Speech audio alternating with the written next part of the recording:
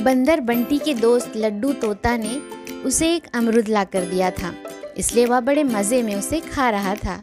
अचानक बंटी की नज़र पास में एक मोर पर पड़ी।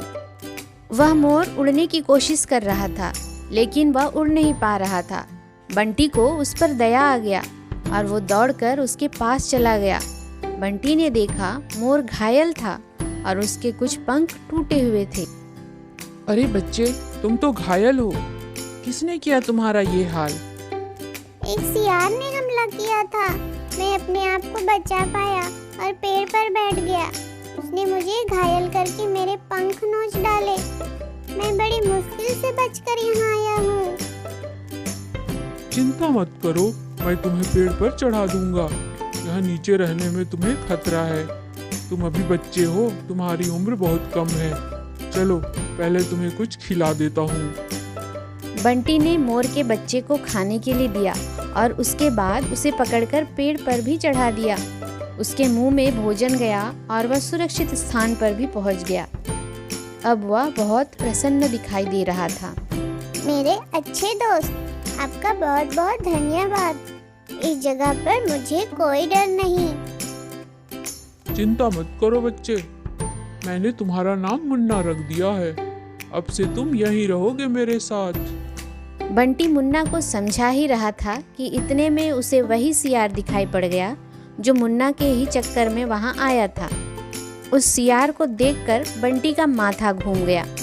वो तेजी के साथ सियार की तरफ दौड़ा और उसकी पूंछ पकड़ ली और उसने सियार को 2 बार पटक दिया।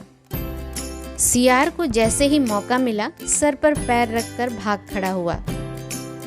बंटी और मुन्ना में अच्छी दोस्ती हो गई। बंटी दोस्त के लिए खाने का इंतजाम भी कर देता था और वो आसपास ही रहता था, जिससे मुन्ना सुरक्षित महसूस कर सके। मुन्ना का जख्म धीरे धीरे भरता चला गया। बंटी ने उसे उड़ते हुए देखा तो उसे बड़ी खुशी हुई। वह चाहता था कि मुन्ना अच्छी तरह उड़ सके और उसके ऊपर कोई खतरा ना आने पाए।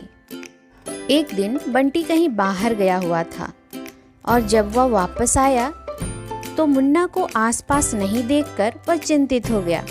वह उसकी तलाश करने लगा। उसने लड्डू तोते से पूछा, लड्डू, क्या तुमने मुन्ना को देखा? मैंने देखा, वह उड़कर जा रहा था। मुझे अच्छा लगा कि उसके पंख ठीक हो गए। बंटी को बड़ा दुख हुआ क्योंकि मुन्ना बिना बताए ही चला गया था। बंटी लड्डू तोता के साथ जंगल की तरफ चल पड़ा। बंटी नीचे नीचे चल रहा था और लड्डू ऊपर ऊपर उड़ रहा था।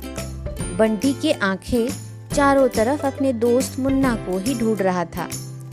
उसने पेट भरकर खाना भी नहीं खाया था। लड्डू तोता ने उसे सावधान किया, जंगल में कुछ शिकारी भी आए हैं। बंटी को मुन्ना की चिंता हो रही थी। बहुत देर तक तलाश करने के बाद बंटी को मुन्ना दिखाई पड़ गया। उसने मुन्ना को आवाज भी दी, लेकिन वह सुन नहीं पाया। इसके बाद बंटी शिकारियों के जाल में फंस गया। लड्डू तोता वहां आ गया। अरे बंटी, ये क्या हो गया? मुन्ना के चक्कर में बेखबर होकर तुम खुद ही फंस गए। लड्डू, तुम जाओ, मुन्ना को लेकर यहाँ से दूर जाओ। शिकारियों का खतरा है, उसे बचा लो। बंटी, मुन्ना ने अच्छा नहीं किया।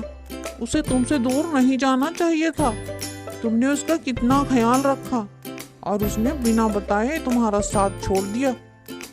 मुन्ना अभी बच्चा है और नादान भी। उसे कोई तकलीफ नहीं होनी चाहिए। बंटी, तुम चिंता मत करो, मैं मुन्ना को समझा दूंगा। लेकिन उससे पहले मैं तुम्हें यहाँ से छुड़ाना चाहता हूँ। अब मेरी रिहाई नहीं हो सकेगी। अलविदा दोस्त, तुम्हें और मुन्ना को हमेशा याद रखूंगा। मुन्ना का ख्याल रखना। लड्डू तोता उड़ते उड़ते मुन्ना के पास पहुंच गया और उसे कोसने लगा। मैं बहुत दिनों बाद उड़ने लगा और इसी चक्कर में मैं यहाँ तक आ गया। मुझे माफ कर दो दोस्त। मेरा दोस्त बंटी कहाँ है? चलो मैं उसे देखना चाहता हूँ। लड्डू और मुन्ना उसी ओर चल दिए। मुन्ना ने जब अपने दोस्त बंटी को जाल में फंसा देखा तो उसे बहुत दुख हुआ और उसे रोना आ गया। मेरे दोस्त बंटी, मुझे माफ कर दो, मुझे थोड़ा सा समय दो, मैं अभी आता हूँ। इतना कहकर मुन्ना वहाँ से उड़ गया। बंटी और लड्डू तोता को कुछ समझ नहीं आया। देख लिया बंटी, मुन्ना फिर कहीं उड़कर निकल गया, अब वो लौटने वाला नहीं। कुछ देर में मुन्ना एक थैली लेकर वहाँ आ गया। उसने थैली नीचे रख दी।